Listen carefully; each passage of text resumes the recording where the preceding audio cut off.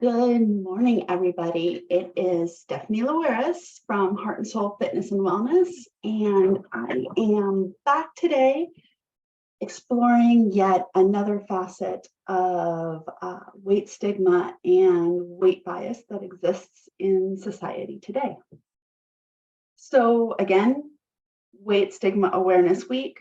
Why do we talk about this? Because it's another form of stigma, prejudice, and discrimination that needs to be changed in our society, our culture, our world. Today, I wanted to talk about where we see weight stigma and bias existing in fashion. So this gets to be a touchy one because there's a lot of pushback from people that are like, oh, but this and oh, but that. Until you have lived experience, you don't get to make an excuse. So when we talk about weight stigma in fashion, the first thing that we end up talking about is sizing. I'm going to say most, I don't have percentages or anything. Most stores typically carry sizes from small to extra large. Some others expand that a little bit further. They'll go from extra small to maybe an XXL or maybe a 3X at the outset. And those higher range sizes aren't available across all lines. Now, when we look at the idea of inclusive sizing, we're looking at both ends of the spectrum. So we're not only looking at extended larger sizes, we're also looking at extended smaller sizes because there is the struggle out there with trying to find something smaller than small. And there is a prevalence that extra small, extra small don't exist in a lot of places. That is more widely accepted. There's a lot more attention put on extending those smaller sizes versus extending sizes at the other end of a line. The average size of a woman in America is a size 16. So a size 16, depending on your body shape, can vary anywhere from a size large to a 2X-ish, like an XXL. But if that's the average, that means there's a portion smaller and there's a portion larger that come to that place of average.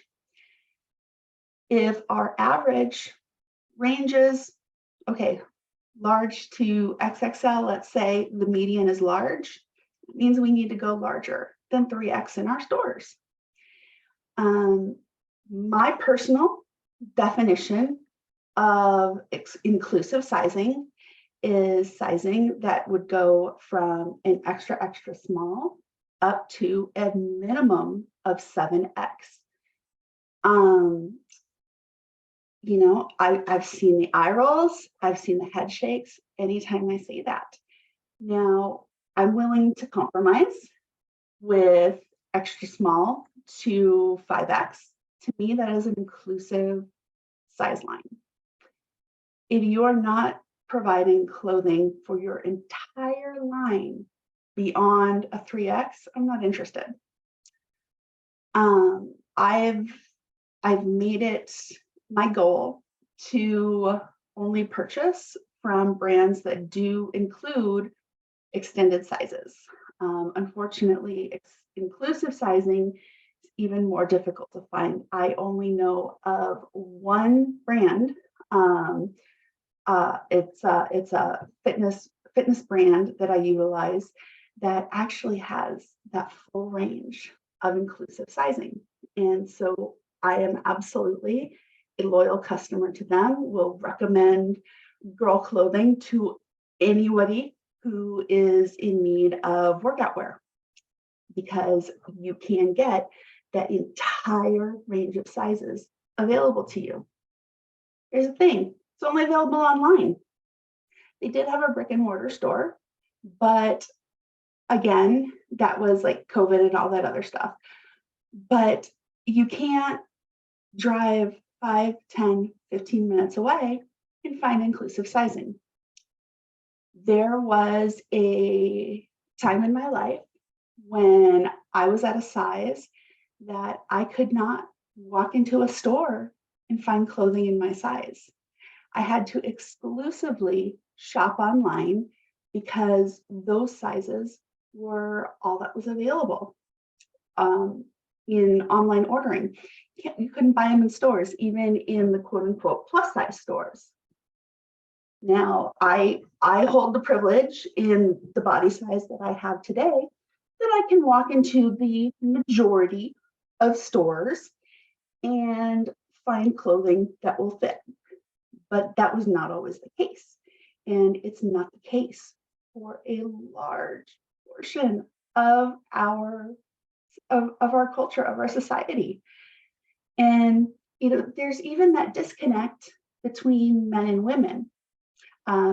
Big and tall stores are a lot more accessible, a lot more prevalent than the plus size, the extended size women's clothing.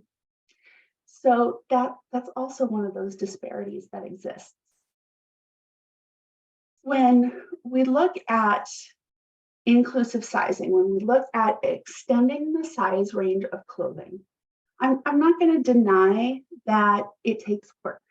It's not a matter of a designer of a line just taking their pattern and extending it, blowing it up.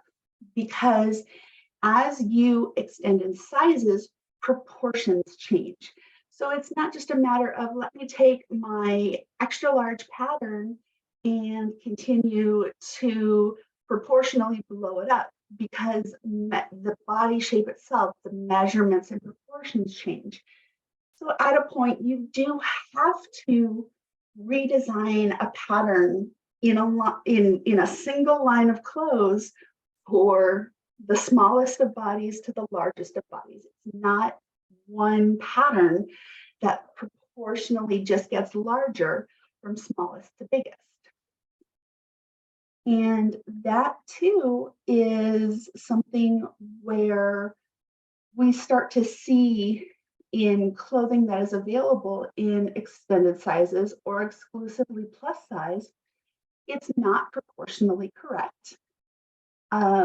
When we look at chest, waist, bust, hips, there is so much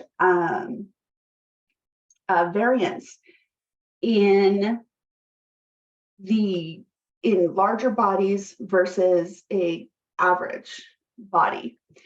And like, I'll use myself as an example. Though I can walk into most stores and buy something off the rack, my shirt size is 2 to 3 sizes smaller than my pant size.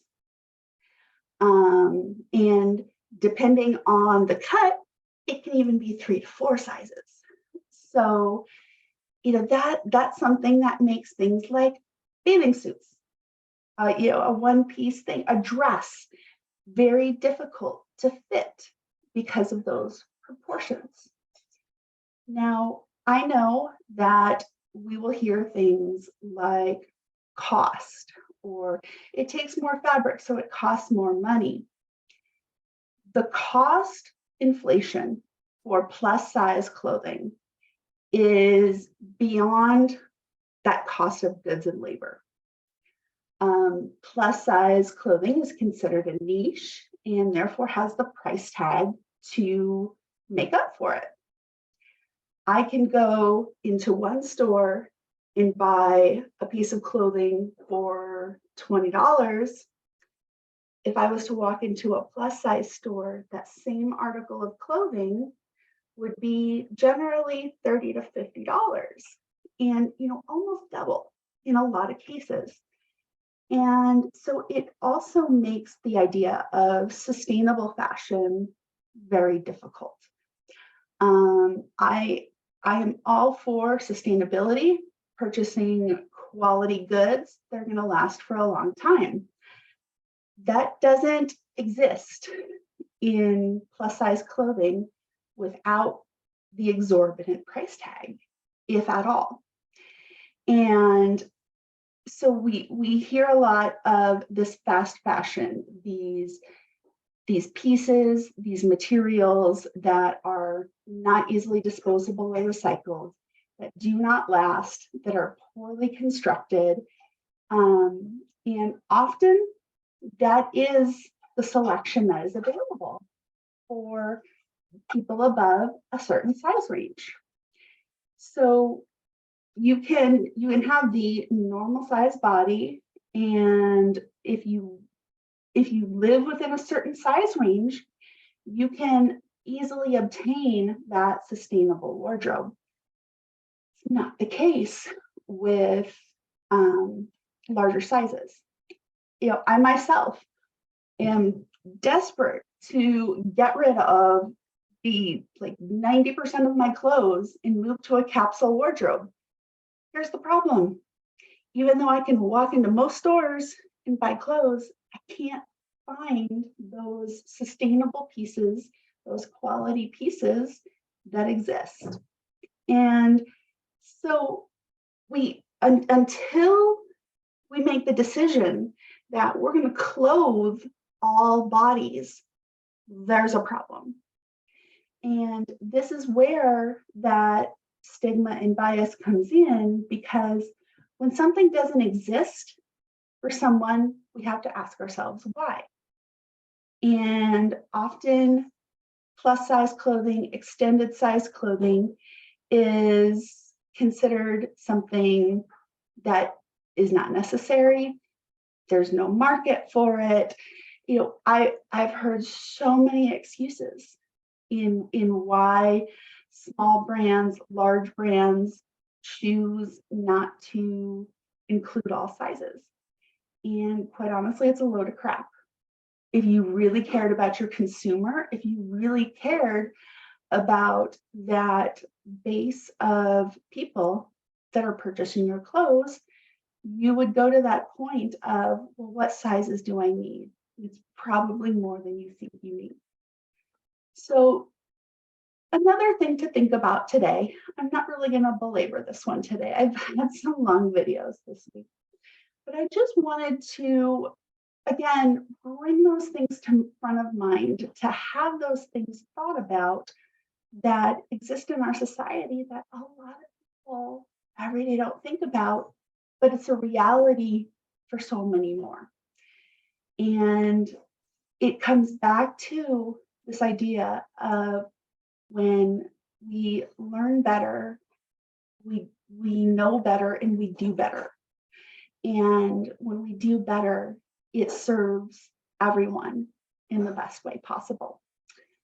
Have a beautiful day, and we'll be back again tomorrow.